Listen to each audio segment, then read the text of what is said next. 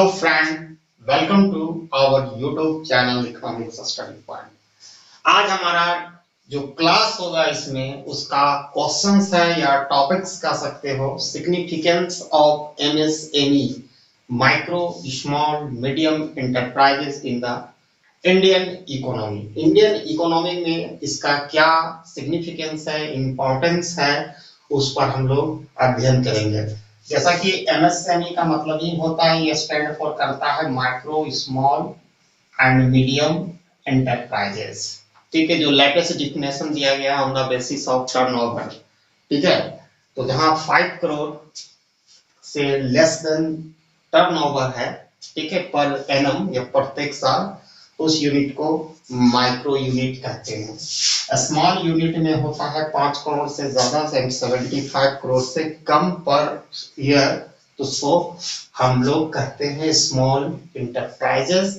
और medium size में जहां पर टर्नओवर एनुअली आपका 75 करोड़ से ज्यादा लेकिन 250 करोड़ से कम, उसको हम लोग कहते हैं medium size enterprises.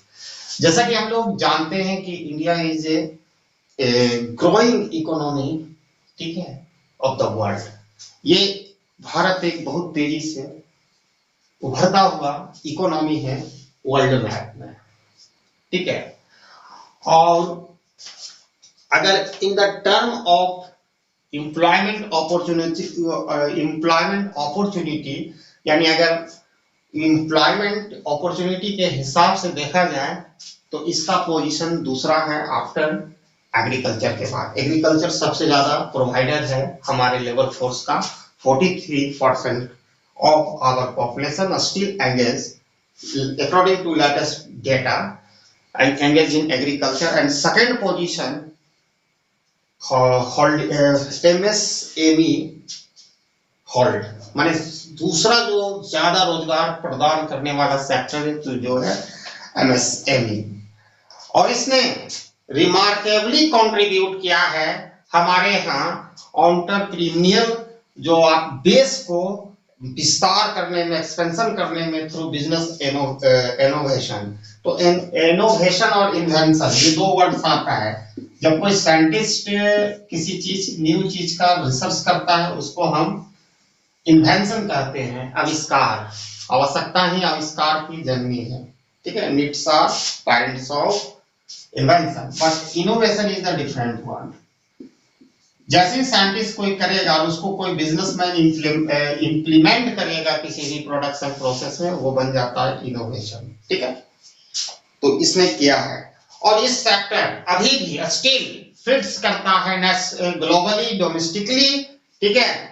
As a supply chain, मैंने सप्लाई चेन को ये मतलब फीड करता है, जैसे आप कह सकते हो मैन्युफैक्चरर के रूप में, सप्लायर के रूप में, रिटेलर के रूप में, कॉन्ट्रैक्टर के रूप में, ठीक है, सर्विस प्रोवाइडर के रूप में। और इसका जो शेयर होता है एक मैसिव शेयर होता है किसी भी इकोनॉमी में, ठीक है, मैसिव शेयर करता है। और ये बहुत बड़ा कंट्रीब्यूटर होता है किसी भी इकोनॉमिक्स के, किसी भी देश के इंडस्ट्रियल डेवलपमेंट को या ग्रोथ में, और ओवरऑल इकोनॉमिक्स के ग्रोथ के लिए भी में इसका योगदान रिमार्केबल है, कंट्रीब्यूशन, ठीक है। बिसाइड इसके अतिरिक्त एमएसएमई जो है इसने अपना दायरा बढ़ाना प्रत्येक सेक्टर में कर दिया। मतलब कहने का मतलब है कि इट इज वाइडनिंग, ठीक है, across the sector of economics. प्रत्येक सेक्टर में ये घुस रहा है, चाहे सर्विस हो, मैन्युफैक्चरिंग हो, एग्रीकल्चर हो, ठीक है, और भी नए नए डाइवर्स न्यू एरिया ऑफ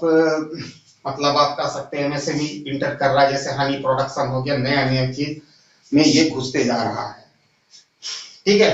और इस प्रकार ये जो मीट कर रहा है नीड ऑफ माने need of people domestic level at as well as global level. मतलब क्योंकि हमारा इकोनॉमी जो खुल गया है जून 2000 हमारा इकोनॉमिक्स का ग्लोबलाइजेशन हुआ था 1991 में, ठीक है, एलपीजी की पॉलिसी के तहत। तो इस सेक्टर का भी बहुत बड़ा कंट्रीब्यूशन है। इंटरनेशनल ट्रेड में हम लोग एक्सपोर्ट करते हैं, ठीक है। तो इसका हम लोग 3 तरह का कंट्रीब्यूशन हम देखना चाहेंगे। जो पहला कंट्रीब्यूशन है एमएसएमई का इकोनॉमिक्स में, MSME in economy, Indian economics, Indian economy. तो ये सब पॉइंट बहुत इंपॉर्टेंट है और सबसे लंबा यही पॉइंट चलेगा। पहला है एमएसएमई की क्या contribution of MSME in Indian economy, तो क्या है वो हम लोग देखेंगे।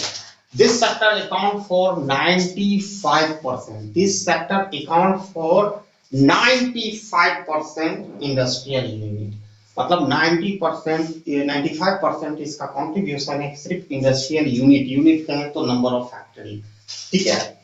45% मैन्युफैक्चरिंग आउटपुट, जितना भी मैन्युफैक्चरिंग आउटपुट होता है ये 40% का प्रोडक्शन एमएसएमई के द्वारा होता है। और उसमें भी सबसे ज्यादा ग्रेटर योगदान 90 से मतलब सबसे ज्यादा माइक्रो को होता है। इसी पर चाइना आज हमसे जो भी आगे है, किसी भी देश से आगे है, बस इसी के बल पर, एमएसएमई के बल पर, ठीक है।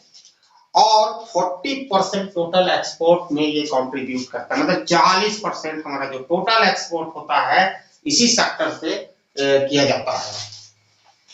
और दिस सेक्टर ने, ये सेक्टर ने दिखाया इंप्रेसिव ग्रोथ, ठीक है, in the term of parameter. कुछ पैरामीटर में इन्होंने इंप्रेसिव ग्रोथ जो रजिस्टर किया है वो है नंबर ऑफ जो यूनिट्स है एमएसएमई का, फैक्ट्रीज है, बढ़ता जा रहा है, ठीक है। प्रोडक्शन में भी इसका बहुत बड़ा योगदान है, 40% मैन्युफैक्चरिंग, और एम्प्लॉयमेंट भी ये अच्छा खासा प्रोवाइडर है। और इस सेक्टर ने ओवरऑल इकोनॉमिक्स ग्रोथ में, हमारा जो इंडियन इकोनॉमी के ग्रोथ में बहुत ही बढ़िया इसका परफॉर्मेंस है। और इंडस्ट्रियल ग्रोथ में भी इसका बहुत बड़ा परफॉर्मेंस है, जिसको मेजर किया जाता है इंडेक्स ऑफ इंडस्ट्रियल प्रोडक्शन। अगर इंडेक्स ऑफ इंडस्ट्रियल प्रोडक्शन से मेजर किया गया तो इसमें यह दिखाया गया कि किसी भी इस देश में, हमारे देश में जो इंडस्ट्रियल ग्रोथ में और ओवरऑल पूरे इकोनॉमी के ग्रोथ में इसका एक बहुत बड़ा इंपॉर्टेंट एंड सिग्निफिकेंट प्लेस करता है, ठीक है। और एमएसएमई जो हमारे करेंटली जो भी प्रेजेंट टाइम में एमएसएमई 29% इसका शेयर है जीडीपी में, 29% इसका शेयर है जीडीपी में, मतलब अराउंड 29% यहीं से जीडीपी का इनकम आता है जो ग्रॉस डोमेस्टिक प्रोडक्ट्स में। और गवर्नमेंट ऑफ इंडिया का अनुमान, मतलब ऐसा चाहत है, वो इंटेंट है, उसकी ऑब्जेक्टिव है कि इसको 29% जो जीडीपी में शेयर है हमारा एमएसएमई सेक्टर को, उसको बढ़ाकर 50% किया जाए अगले 5 वर्षों में, ठीक है। प्रेजेंट गवर्नमेंट का ऐसा प्लान है या इंटेंट करता है, ऐसा चाहता है।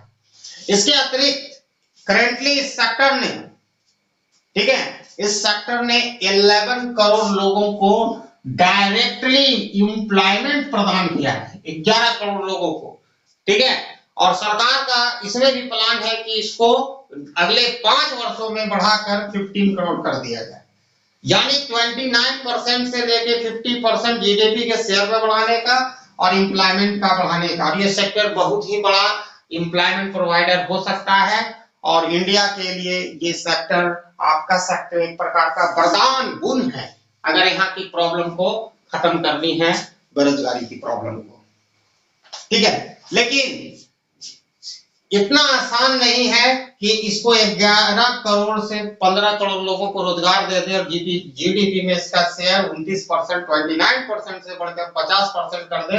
अगर ये चीज हमारी सरकार रियली करना चाहती है अगले 5 वर्षों में, तो उसके पास भी कुछ चैलेंजेस है, और वो चैलेंजेस इनको कुछ करना पड़ेगा, क्रिएशन ऑफ फंड करना पड़ेगा, कि creation of channel for funding. इस सेक्टर के लिए पर्याप्त मात्रा में फंड की अवेलेबिलिटी करनी पड़ेगी, पहला बात।